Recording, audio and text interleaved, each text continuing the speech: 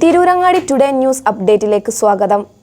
ഇത്തവണ Amiya gold and ഡയമണ്ട്സിൽ തകർപ്പൻ ഓഫർ ഓണം സ്വർണ്ണോത്സവം 2024. ആമിയ ഗോൾഡിൽ തുടക്കമായി ഓഗസ്റ്റ് 1 മുതൽ ഒക്ടോബർ 31 വരെ ബമ്പർ സമ്മാനം 100 പവൻ സ്വർണം, ഒന്നാം സമ്മാനം 25 പവൻ, രണ്ടാം സമ്മാനം 10 പവൻ, മൂന്നാം സമ്മാനം 5 പവൻ. കൂടാതെ 1 ഗ്രാം സ്വർണം വീതം 1100 പേർക്ക്, 100 ഗ്രാം വെള്ളി വീതം 100 പേർക്ക്. ഓരോ പർച്ചേസിലും കൂപ്പൺ ചോദിച്ചു വാങ്ങാൻ മറക്കരുതേ.